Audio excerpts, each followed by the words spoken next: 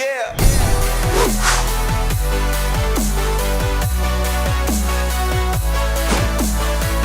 Welcome back to the Gridiron Expert.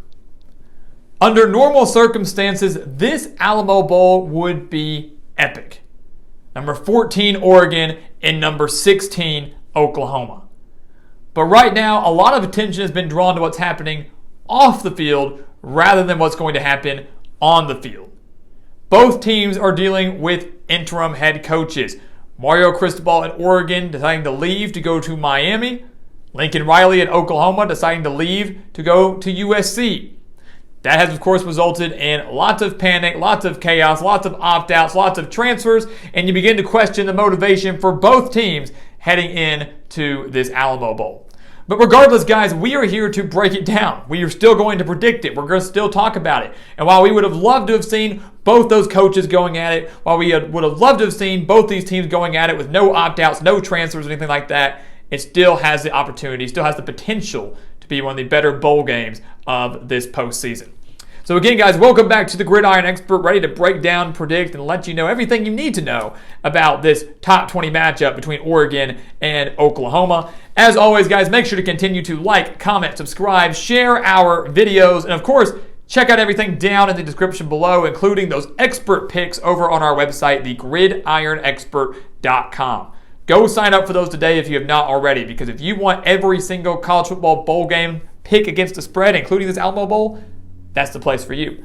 That's the place for you. That's the place where you're going to get the winners. And that's the place where you're going to get winners for every NFL playoff game as well. So if you have not already, go sign up. It's one of the lowest prices in the country for one of the best marks, most accurate picks in the country. Make sure to go take advantage of that, guys. It's a year-long subscription, so if you buy now, you get it all the way through 2022. Make sure to take advantage of it and join our team today. So let's take a look at the offenses. We'll just jump right into it, guys. Again, both teams playing without their head coaches, both teams dealing with a bunch of transfers and opt-outs, which we will address here shortly. But motivation is going to be key here because not only are they dealing with all that, but both of these teams were very disappointing. You know, Oregon was in the playoff hunt late until November until they got blown out by Utah. And then they lost their Pac-12 championship game again to Utah in blowout fashion. Oklahoma, you know, they had playoff hopes too. But right from the start, from their first game against Tulane all the way through, we knew this wasn't the same Oklahoma team that we've seen in the past. We knew something was wrong. We knew something just wasn't quite right. And the Sooners ultimately got booted out of the Big 12 championship game. They lost to Baylor. They lost to Oklahoma State. They failed to make the Big 12 title game and therefore failed to make the college football playoff. And then Lincoln Riley jumped ship. So let's take a look at the offenses. Oregon, they're a balanced attack. They average 31.4 points per game, and they have 214.8 passing yards per game and 203.2 rushing yards per game. So, to me, anytime a team is rushing for over 200 yards, you're looking really, really good. That means you have a dang good rushing offense, right? And this is an Oregon offense, guys, that wants to run, obviously. But they're a run-first team. You know, Joe Moorhead came in, tried to revolutionize this Oregon offense back into that RPO scheme that, as we've always talked about, is taking college football by storm. Moorhead, of course, leaving to take the head coaching job at Akron, but expected to call plays in this Alamo Bowl. But still, this is an Oregon team that wants to run the game. And if you take away the run, they will struggle. Because Anthony Brown isn't bad. Anthony Brown's thrown for over 2,600 yards and 15 touchdowns this year. He's also rushed for over 600 yards and 9 touchdowns. He's not bad. But if you force him in a situation where he has to throw and has to win a game through the air, if I'm Oregon, I'm not feeling too good about that. I'm not feeling too good about that. What I do feel good about is using Travis Dye, the star running back who has rushed for over 1,100 yards and 15 touchdowns. Now, there is one key opt-out for Oregon on offense. It's going to be their star wide receiver, Devin Williams, the leading wide receiver, 557 yards and 4 touchdowns on the year. So he's gone. Anthony Brown already struggles enough as a passer. He's a mediocre passer as it is going to be without his top wide receiver. Last thing we'll say about Oregon offensively. They lost to Utah twice, once in Salt Lake City and then another time in the Pac-12 championship game. Both of those were blowouts. In those 2 games to Utah, Oregon was held to under 75 rushing yards. And again, Utah simply outplayed Oregon. They exploited their defense. But that key number there, under 75 rushing yards, Oregon can't win the game through the air, guys. I don't have faith in Anthony Brown winning this game through the air, and I'm sure many Ducks fans do not either. Oklahoma comes in this game and takes away the run, slows it down, prevents it from averaging 200 yards per game, whatever it is. The Ducks are going to be struggling. and they will struggle to move the ball and put points on the board. When you look at Oklahoma, their offense is good, but not like it used to be. And we knew that early on. I mean, this is the first time in a while we've seen quarterback controversy in Norman. Spencer Rattler starting off the year and then getting replaced by Caleb Williams. Obviously the better choice, so much so that Rattler has transferred out, now at South Carolina. The Sooners averaged 38.4 points per game, 265.3 passing yards per game, and over 175 rushing yards per game. Keep an eye on that number. We'll talk about it in a second. But Caleb Williams has given life to this Sooners offense, guys. He's a dual-threat quarterback that's so difficult to stop. And in the limited time that he's had this year, taking over for Rattler in that Texas game, he has thrown for over 1,600 yards, 18 touchdowns, just 4 interceptions, and has rushed for over 400 yards and 6 touchdowns. Rattler's gone. Williams is the man. He doesn't look like he's going to go anywhere. But, along with Spencer Rattler, Williams loses the number 2 wide receiver on the team in Jaden Hazelwood, who transferred to Arkansas. He loses his tight end, Austin Stogner. He loses some weapons going into this Alamo Bowl, which is beneficial for this Oregon defense. The one player I want to look out for on Oklahoma is their running back in Kennedy Brooks. As of right now, Kennedy Brooks is expected to play. Kennedy Brooks has rushed for over 1,100 yards and 10 touchdowns. An offense that's averaging over 175 rushing yards per game. Marvin Mims also expected to play. 648 yards, 4 touchdowns. Caleb Williams can lean on him. He can lean on Kennedy Brooks. He can lean on his own legs, his own dual threat ability. If you're looking for a team that has the offensive edge in this game, it is without a doubt Oklahoma. When you look at the defense, Oregon's going to have their hands full with this offense. One of the better offenses they have faced all year. And the Ducks will be without their star defensive player, Kayvon Thibodeau, who, as we all expected, is opting out in preparation for the NFL draft, where he will more than likely be a top 10 pick. Thibodeau, just an unreal, relentless force on that defensive line, led the team with 7 sacks this year. Oregon also will be without star cornerback DJ James, who has 46 tackles and 2 interceptions on the year.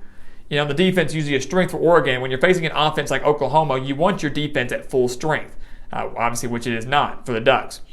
Oregon's allowed 25.5 points per game, allowed over 240 passing yards per game, and almost 130 rushing yards per game.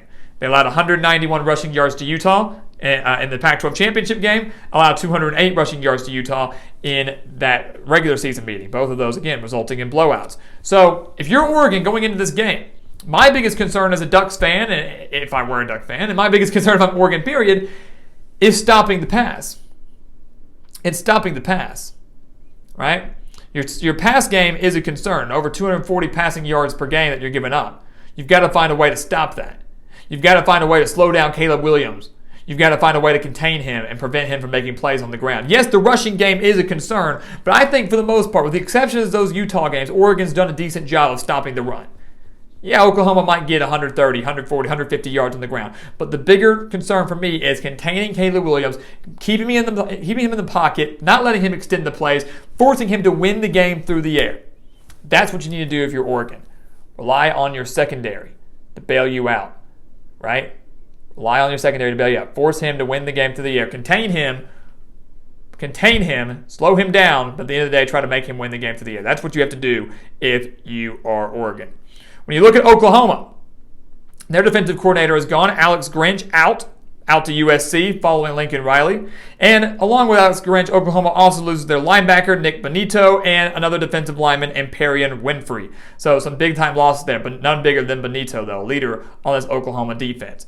The Sooners are allowing 25.3 points per game. They're giving up over 258 passing yards per game and just 124 rushing yards per game. So the key for Oklahoma is stopping the run. We just said a second ago that Oregon wants to run the football. They want to run it well. They want to continue to pound it. Over 200 rushing yards per game on average. But in 2 of their 3 losses, both of those coming to Utah, the Utes held the Ducks to under 75 rushing yards.